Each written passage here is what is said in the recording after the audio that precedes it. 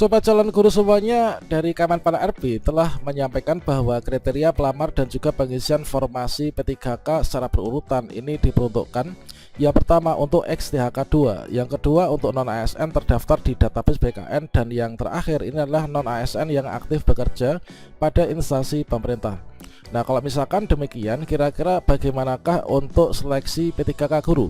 Kalau misalkan jumlah formasi P3K guru di daerah kita untuk pembagian jumlah dan juga alokasi per mapel atau bidang studinya adalah seperti ini, kira-kira apakah nanti kita bisa mendaftar ataukah tidak?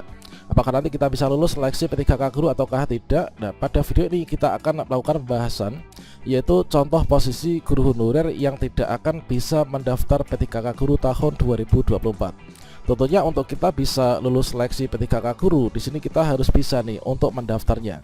Kalau misalkan kita nggak bisa mendaftar, tentunya kita juga tidak akan bisa ikut seleksi teman-teman. Dan nantinya teman-teman setelah menyimak video ini tentunya akan bisa memprediksikan apakah posisinya ini nanti bisa mendaftar ataukah tidak. Bagaimanakah informasinya? Silahkan simak video ini sampai selesai. Namun sebelum kita lanjutkan, perlu saya ingatkan, bagi teman-teman yang mungkin baru pertama kali menemukan channel Calon Guru ini, silakan klik tombol subscribe-nya dan aktifkan notifikasi loncengnya, sehingga jika calon guru menyajikan update informasi terbaru, kalian tidak akan ketinggalan informasi. Baiklah sobat calon guru semuanya, tentunya banyak sekali teman-teman yang bertanya di kolom komentar pada video-video sebelumnya. Apakah guru honorer bisa daftar P3K 2024? Kalau misalkan kita melihat skema, maka di sini nanti teman-teman guru honorer ini nanti akan bisa mendaftar P3K guru tahun 2024. Tentunya setelah kita membuat akun SSCSN, kemudian kita login ke akun kita, kemudian kita mengisi biodata. Kemudian di bagian tab memilih jenis seleksi, kita akan dipersilahkan untuk memilih jenis seleksi sesuai dengan posisi kita. Karena kita terdaftar di Dapodik misalkan, atau sebagai seorang guru, maka kita memilih formasinya itu adalah formasi P3K guru tahun 2024. Nah, selanjutnya untuk kriteria guru honorer yang bisa daftar P3K guru 2024 itu kira-kira seperti apa? Kalau misalkan kita merujuk pada informasi resmi dari Kemenpan RB, di sini disampaikan bahwasanya formasi P3K itu kan diurutkan yang pertama XTHK2, kemudian yang kedua non-ASN yang terdaftar di database BKN, kemudian non-ASN yang aktif bekerja pada instansi pemerintah. Nah, selanjutnya kita kalau misalkan disandingkan ya, yaitu dari usulan rekomendasi Kemdikbudristek terkait tentang mekanisme seleksi P3K tahun 2024 untuk jabatan fungsional guru, maka di sini nanti untuk P3K guru itu tetap menggunakan Dapodik dan juga database lulusan PPG Kemdikbudristek.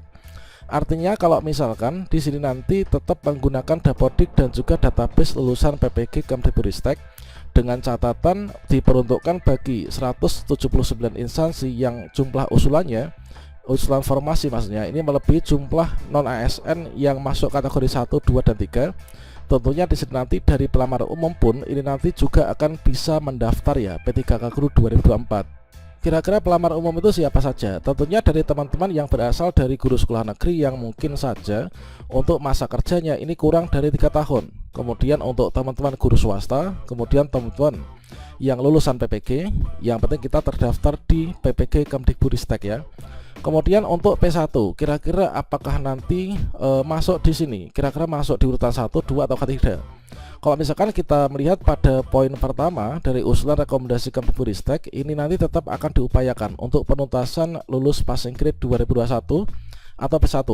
Meskipun nanti tidak bisa tuntas ya, dikarenakan ada beberapa daerah ini yang tidak mengusulkan formasi atau jumlah usulan formasi itu lebih sedikit daripada jumlah P1 yang ada. Dan lantas kira-kira bagaimana skenario pendaftaran P3K guru tahun 2024? Kalau misalkan kita merujuk hasil pertemuan dari teman-teman perwakilan guru honorer dengan Kemenpan RB tentang P3K 2024 terbaru, dan juga disandingkan dengan keputusan dari Menpan RB sebelumnya terkait tentang kriteria pelamar dan juga pengisian formasi P3K secara berurutan. Kalau misalkan disandingkan dengan guru honorer ya, dan juga seleksi P3K guru, maka sepertinya nanti untuk urutan pengisian formasi P3K guru 2024 adalah seperti ini. Yang pertama yaitu urutan pertama adalah guru honorer XTHK2. Kemudian urutan kedua itu guru honorer yang terdaftar di database BKN. Kemudian yang ketiga, guru honorer sekolah negeri dengan masa kerja ini lebih dari 3 tahun. Nah, mengapa di sini untuk masa kerja lebih 3 tahun? Kalau misalkan kita cek di sini ya, yaitu untuk di bagian ini, yaitu salah satu poin dari hasil pertemuan juga pernah disampaikan di bagian poin nomor 6. Untuk tahun ini rencananya yang bisa ikut tes itu minimal 3 tahun masa kerja yang diambil di antaranya dari DBKN, kemudian Dapodik. Ini adalah hasil kesepakatan, nanti masih menunggu sekitar 2 minggu lagi nanti sudah ada. Nah, artinya di sini nanti untuk yang pertama itulah guru honorer XTHK 2, yang kedua adalah guru honorer terdaftar di data BKN, yang ketiga guru honorer sekolah negeri masa kerja lebih dari 3 tahun.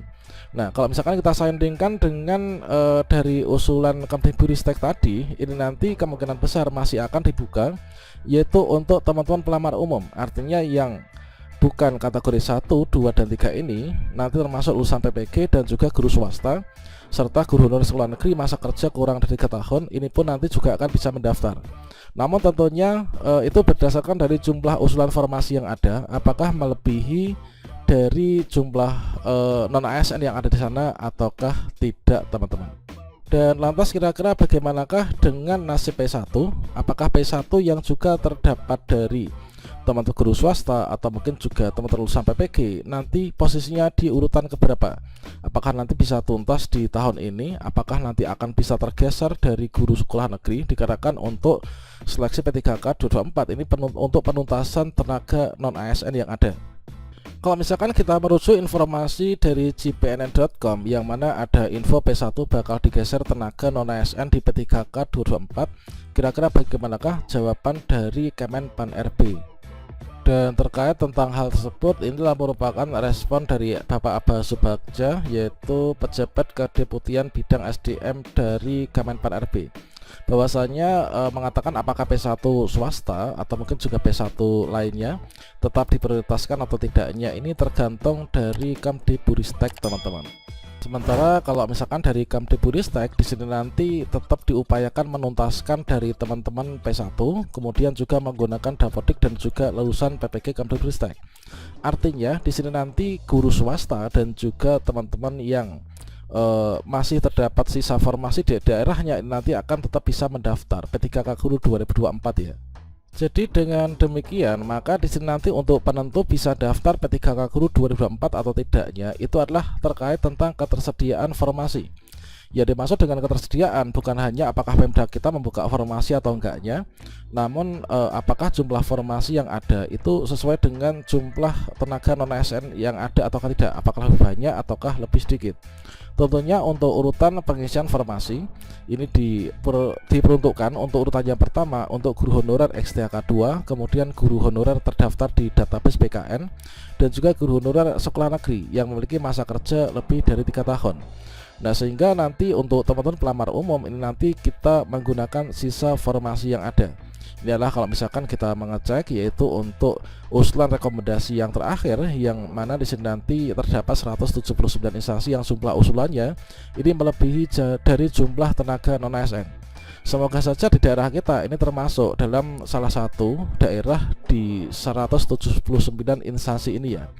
Nah, sehingga dengan kondisi seperti ini sepertinya di sini nanti tetap akan ada yaitu pembagian periodikal untuk pendaftaran P3K Guru tahun 2024. Misalkan terdahulu itu di sini disampaikan bahwa jika instansi ini membuka formasi kurang atau sama dengan dari jumlah pendaftar prioritas, maka untuk pendaftar di tingkat bawahnya ini nanti tidak bisa melakukan pendaftaran. Kalau misalkan di sini nanti instansi membuka formasi yang lebih dari jumlah pelamar prioritas, maka pelamar yang bukan prioritas atau urutan lanjutan ini nanti tetap akan bisa melanjutkan pendaftaran teman-teman, termasuk juga untuk pelamar umum ya. Dan kalau misalkan kita ingat kembali pada seleksi P3K Guru tahun 2023 kemarin, di sini dibagi yaitu untuk kategori pelamar itu ada pelamar kebutuhan khusus dan juga pelamar kebutuhan umum. Ini terkait tentang kalau misalkan jumlah formasi apakah masih ada ataukah tidak, maka di sini nanti kita kalau jumlah formasi melebihi dari non ASN yang ada, maka kita bisa nih untuk melakukan pendaftaran. Kalau misalkan sudah habis formasinya, ya tentu nanti kita akan mendapatkan notifikasi yang demikian ya, bahwa formasi ini memang sudah tidak habis dan kita sudah tidak bisa untuk melakukan apa-apa lagi. Berkaca dari seleksi di tahun sebelumnya pun juga demikian. Ya, mana kalau misalkan jumlah formasi, jumlah pelamar kebutuhan khusus atau pelamar prioritas ini sudah terpenuhi atau melebihi, maka pelamar kategori berikutnya ini sudah tidak bisa untuk melakukan pendaftaran. Sebagai contohnya adalah misalkan di guru kelas ya, jumlah formasi guru kelas itu adalah 100. Kemudian karena jumlah pelamar kebutuhan khusus ini sudah ada 216, maka siapapun guru honorer yang memiliki ijazah dan ingin melamar pada formasi guru kelas, maka di sini sudah tidak bisa untuk melakukan pendaftaran. Dan selanjutnya untuk yang teman-teman di sini misalkan kita ambilkan dari guru bahasa Indonesia ya. Guru bahasa Indonesia ini jumlah formasinya ada 30. Kemudian pelamar kebutuhan khusus yang mendaftar ini baru ada 6, sehingga di sini masih ada sisa 24 formasi yang bisa didaftar oleh pelamar prioritas lanjutan ya. Baik itu dari teman-teman yang di guru sekolah negeri maupun juga guru sekolah swasta maupun juga lulusan PPG teman-teman. Dan kalau misalkan di sini kita sinkronkan dengan kebijakan yang ada di tahun 2024, maka berdasarkan dari jumlah formasi yang ada, ini kita sudah bisa nih untuk memprediksi sejak dini apakah kita ini bisa mendaftar atau tidaknya.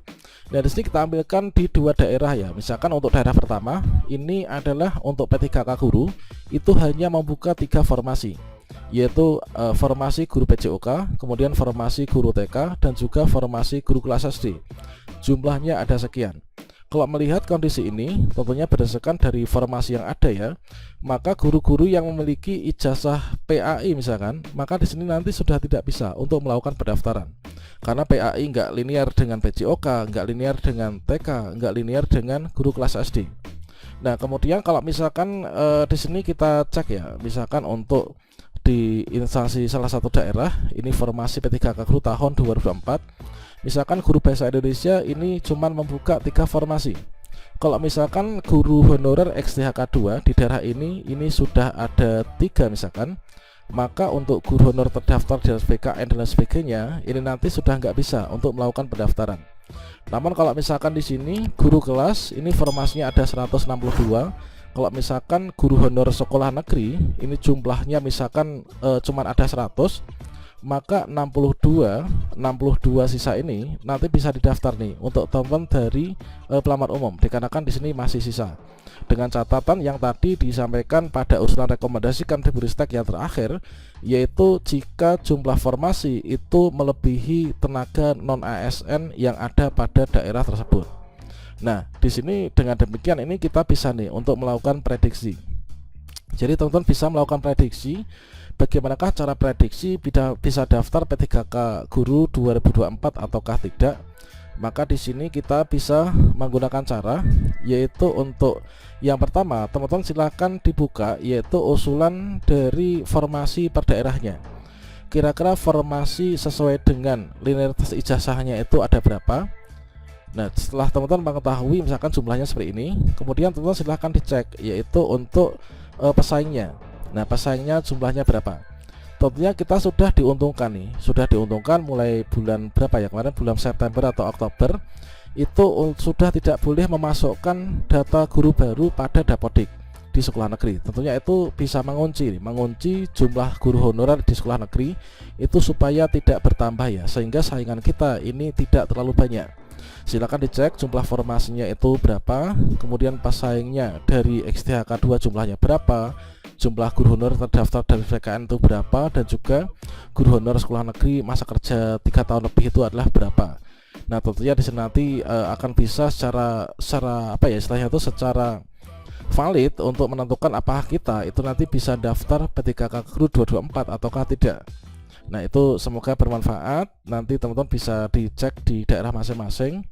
Sekian, semoga kita di tahun ini bisa lulus semua ya. Wassalamualaikum warahmatullahi wabarakatuh.